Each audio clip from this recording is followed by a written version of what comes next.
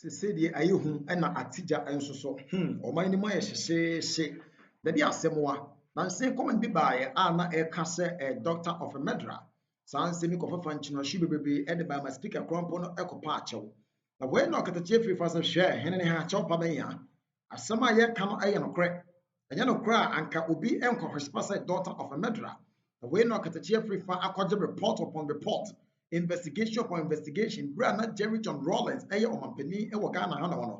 Now, same way in Japan, and talk oh my God, sorry, as a nipple gas daughter of Medrano. Now, they are ready for now a bim pan independent getting free set. You're walking in a crack. Now, some of which you more a woo. JJ Kunkum Kwafonu now about a tougher.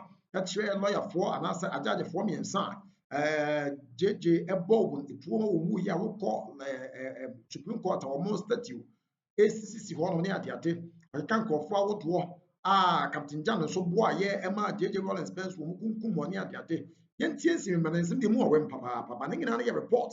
And in some way, seen and fortunes away a history of Ghana. I was saying, a Mabuna air palm is young Sabaya or Mumpo Elcom and Door NDC Agu. Young Cotian Semi Famra. Na ye ba nchemo no ye de ba rest all the comment so that once here na be bia so timi pepe ye e de ama o de bi o man no e ya wom enkrofo people under Jesus Christ. The youth of this nation Eii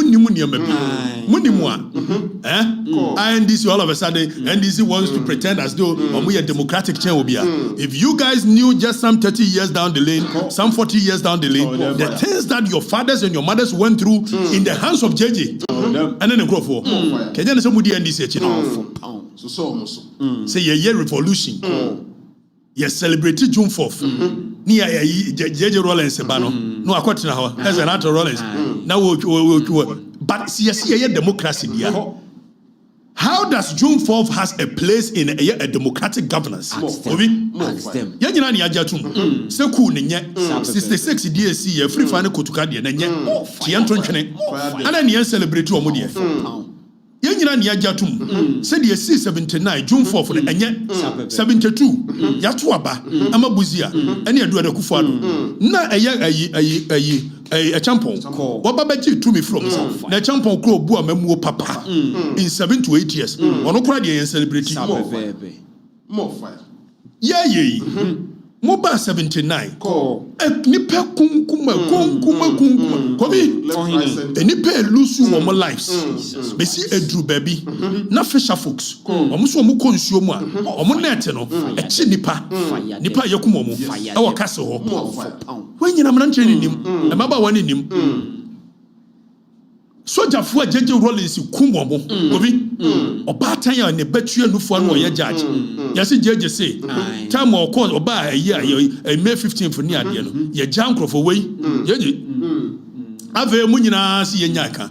Ni asi yo yate. Ene ye bejaka. Ye mamra nche ni hu.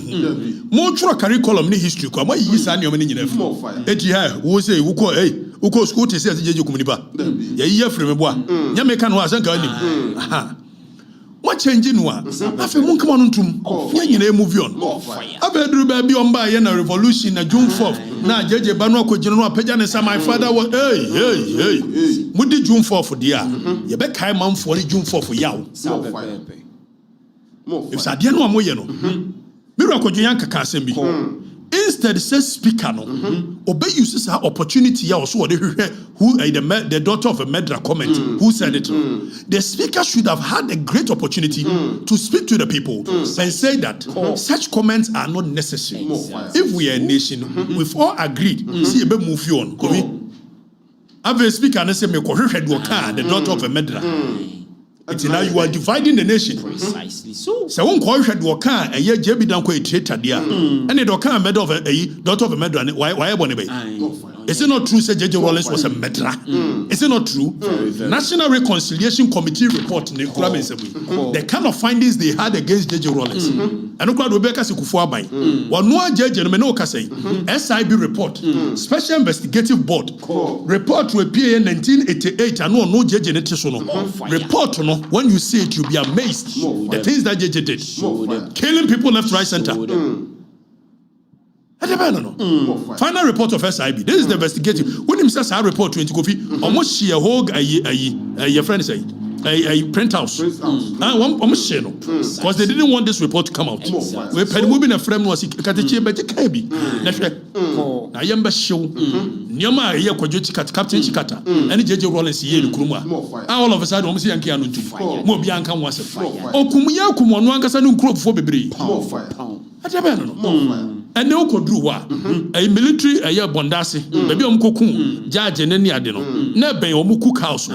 Now, no more military in each one. Who drew an alcohol you and I was saying Krugu. On your my judge, so a batter, na and your muko, or Momodu Soprano was that, or much one, no more kuno masho. Baby, I will a Sicilia Quantiano, Justice Sicilia Quantiano, any Quabeja Pon Papa, any a year a Ibaqui. Baby, almost she will move. Yes, for so many years, no home food. I never know. All of us are see a rim feet. And some best celebrate June 4th. Or be no best celebrate June 4th for best. I pretend it's a me and come once. Most celebrating what you become once. You back high man for their course. In a democratic dispensation, how do we allow this nonsense to fester? President Kufuor or by year National Reconciliation Committee. And was your dear singina no. Mumia yanka the Hawbia report in the National Reconciliation Commission report, volume 1, executive summary. You better read some of the executive summary and watch it. And you're my judge Rawlings here. More fire. You ever could change no one was Adebuga, Captain Adebuga. One on a judge you numa will come probably and one and muton Adebuga no to a betino. More fire. JJ was such a person said, "Oh, come ni panokura what you small be man ko film me, e bre no atena so no ahwe na ni age. Riyad mo. No abaje so. And he said we shouldn't talk about it. As to whether or not I have a problem with JJ kum ni pano. It is me opinion. Sese bi se ba se cool now ya, enya agudi. So you need to kill people to survive. Either you kill or you are killed. Because onu JJ ni yachi na ebe kuno. But nobody is going to tell us say, unti JJ ba won kum ni pa. What's the Fidel Castro pepe? Time of Fidel Castro, or year cool first one, 1930s movie. Or Janico, a year Argentina, a Mexico. Or Cosia Ernesto Che Guevara. Or Camilo Fusiangu. When him saw almost a boane be ye cool said a boachija boa JJ year 79 cool no man. Omco fire a Fidel Castro by. Or we will come Camilo Fusiangu, or come a Ernesto Che Guevara in Bolivia. Yamaka has it. The same strategy na judge nya 79 we use yi omo ebuan ma ale duji wa mo omo buan ma ne yeku do obo nyum yi medo mekwa medo fo na so akodi gun so adma ko nyameche o chesi ni out o nyina wo mbo ma judge be yi o kum bebre ale duji wa mo down mani omo ba wo chi wo ku omo nyina da yes judge me yanka e de ba no Commodore your friend say papa ya so akobo bosia 50,000 and nay 5 cedi okuno adiaba no bosia o akobo bosia wo ye military ye commander no akobo bosia de asidan nyeso wa wi o man ni sika jeje Rawlings kuno abe yesi me nkan wasem yebeka mudi jum fofo yebeka yesi munya adi na munya asemu portrait jeje Rawlings wa meya hwe Captain and Krabby father che. Oni JJ Rawlings na kwa chimota. Oni JJ Rawlings na ko military. These are the remarks of a Captain and Krabby father che. Say, when him so no kro bo JJ mani yeku. Oba ye JJ say in that time no, omo try first one ye che Captain ko ye. Ye see ye try no. E wa bra na lawyer kura ni ho. Mutin ye can mutin ye che say treason. Military version of a treason. Wo ye ni ade no say ye me lawyer wo say o da bi lawyer ni wo cry ye bua no in share detention. JJ Rawlings ba ya so penance mo sa ko yi no obeboa ne kakrama ne ya 1 2 3 wie ye. E one was we yi ni free so. E dey ko share detention for 6 months. Ono anadam for. Ah ono ne ko achimota. And mo se mi yanka. E beka. Captain and Krabby father teneka. Ne no asem. Adebe no. Ya tu kromo asi. Asoja fo abua JJ bebre wo ko mo nyina da. Wo ko mo nyina da. Pepe wo hini. Every all of a sudden, JJ is a hero, the unsung hero. Yen can was yen kan jeje ho asem General Utu kamo e de no ye General Kote e de no ye o mo yen kan no kore okumya na menua no notness isori a ne ye celebrity jeje kum notness military commanders bebre so when you say no ka say almost said that kum eye General Kote ene ayi sa papa yon friends Joy Amedome almost said that kum notness just because they wanted to balance the act say enya asante fon kwa de ekuno obu ho there was no crime against him but yen said dem kum bi ne nga say enya asante fon kwa de ekuno enya kan fon kwa de ekuno for pound ekum bia Momi adwen nkwa didi wate mo celebrate June 4 for e beka ho asem mo celebrate e beka ho asem obi me no ka say mo musa jeje Rawlings abusuafo se o mo nimu a na na kona do adwuma Rawlings what aso ti ase mo musa no Emma no secretary bia na eso wo ho na wo sori anopa na kase ho Saturday what type Captain Krabie father teneka all type the tintin afi obe nwa na Saturday anopa na Lord wo kotewa ko hwe ade no a yesi jeje Rawlings ni moja ye no ho ajeso wo chante okotic so wo mo di wo ba no achi ko ne fie ko ye de ombe e de ba no fire fuma samu so ho ya so kwa didi Opesi ejai we ni kire a munyansem hunu ni di more fire yanko fire bend them yanko ne yanko hwe NRC report page 30 of the National Reconciliation Committee report ne yan hwe de omo kafa jeje ho obi jeje kum ya mo no ankasa ne kurumfo ayi Fridays fetish priest okummiensa fetish priest mensa ba ko ne din de togbe akapo ahiaku togbe akapo with the report of the NRC and ekurami na you read the report no .5741 or say the famous fetish priests from Volta region were abducted and murdered in apparently mysterious circumstances in the early part of 1982. Prior to the carbon copy abduction, murder and burning of the remains of the 3 high court judges and the retired army officer on 30th June 1982. In each case, the charred remains of the victim were found in the bushes a day or two after the abduction. It is the way can I say in a year JJ Rawlings was a fetish priest to be a year voter. Na uni momu bone me kind bone natural. Wakwachi wa mi ansa nyina kumomu. O man hene mu a ade se bi o man hene se no man hene na busuani e ka revolution ho.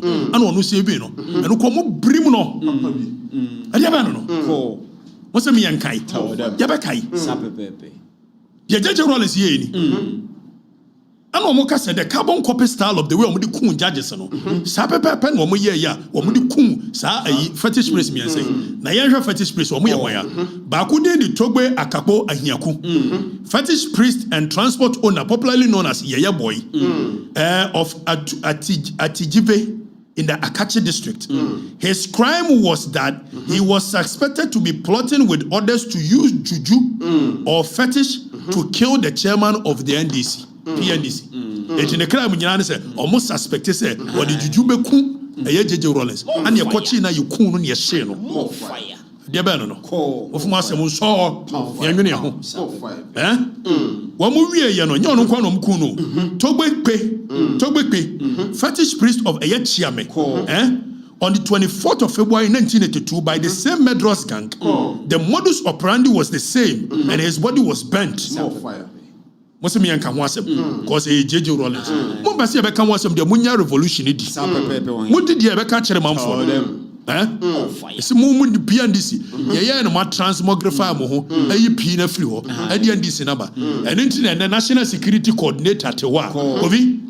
Yes, was say make Okatakyie. Mako kaso ye joma boy. It as much as he can. Obet chere me wear power lies. National security coordinator. Mami hear him kasem chere. Me suro when no. Na me suro wu. Me suro. Na me draw sa akwa na sem so ade. O kan ye ma akwa na betena wo say. Me no mu nsuo enu me minimum. Dia mo kan ye ate me kan no wasem a mo kan ate musim be seize me ka mo me seize na mo nko Saban we na de car no ma me ambeka mbachi ana se car no ye obi ye wia car no dia ana obi na wia na me sakan enti ye beko nipa no wo fire for fire asemo ma afia mama asemo ma waje so obi na wia car no na me sakan ye dia mimi wia car no ana obi na wia na me sakan obi a nwura obi a kro ni mu na menye ja hene ba I'm telling you obi Samson Daniel Kwaw Togbe Kwaku Akwe was arrested 26 February 1982 and taken to the residency extensively to meet Dr. Fiagbe, the regional secretary. He went there, but before that, when he said, "Senya papa we ya to Fiagbe ya Dr. Fiagbe, komu kumai hene no, now yankoni yanko hadiye, oshe a year 0.5749 was it? The first port of call of the hired gang of killers on each occasion was the residence of Dr. Fiagbe, the regional secretary and representative of the PNDC in the Volta region. Indeed, Dr. Fiagbe admitted that he met them.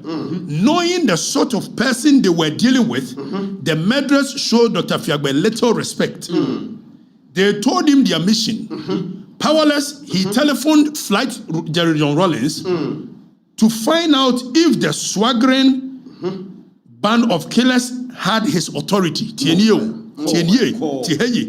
Ono Dr. Fiagbe no time wa nkrofo ajeje asoma mo so mo nkoku no e baaye no o Fred Rawlings say san nkrofo wo authority ara yentie Flight Rawlings, Lieutenant Rawlings told him not to interfere.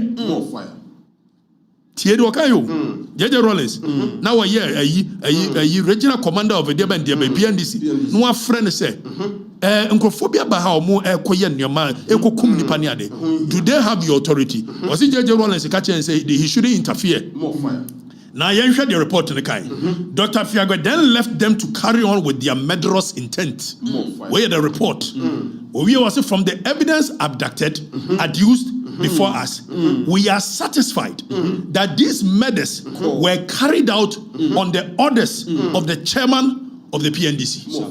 Where a report, NRC report. I see this, we will find this. And JJ Rawlings was there. The only person Dr. Fiagbe was able to save was his uncle, Togbe Adalaja, paramount chief of Anlo, who had also been abducted and brought to Dr. Fiagbe's official residence. He was accused of being in league with the fetish priest. It was fetish priest today new year. And Togbe Adalaja, paramount chief of Anlo. So kuna Dr. Fiagbe but for the pleas of Dr. Fiagbe, the gang would have dealt with him in the same short, sharp and cruel manner. Instead, they gave him a severe beatings. Now the report goes on to say, the commission finds it surprising and extraordinary that a paramount chief should be subjected to such humiliation by these young men. JJ Rawlings in paramount chief of Anglo. Boy sit me puno. Nani mromo ye. Anso a omo wie ye no. Ene wo hon mo kan bi. Mo kan bi. Ote. All of a sudden must be en kai de JJ ye. Yen kai. Kai. Niama JJ ye. Omi asun kwa didi o. Obi. Omi asun kwa didi. Amatekoi. Wobewo. JJ Rawlings wanted Amatekoi to exonerate them. Eti Amatekoi, when JJ Rawlings said that were giving it up, were thrown under the bus. One corner almost say, one the report, a recorder, and quite Amatekoi, and Cassie were known a years our crimes and near on his own. Amatekoi is one can no way no can cry and crying a report on the Kapchanawaha. The meaning of a year in our ha. JJ Rawlings said, no, I taste Amatekoi is one Casano. What Dimricat J recorder no at the best no call from call shooting range. And on one course of cancer or Amatekoi and carry more fire. Monsieur JJ Rawlings me and Kai, the enemy teach them, and then American teach them. And now Miriam Mugabe say we should stop talking about national security coordinator and we'll be Bob Redruce and Kanwa say who Mugabe. She says we Steve one day said there was chief one was first. Mugabe who Akufo do Bob Redru baby odru no. E dey na now kan kire. Mamu ke kan say munya abotre and can focus on the one trishi. We are season 1 episode 7. We no baby. 4 years is a long season. Why? Baby man for any. Ya de ani nyakwase ani abo. We will let the people know the truth. Then they will decide what they want to do.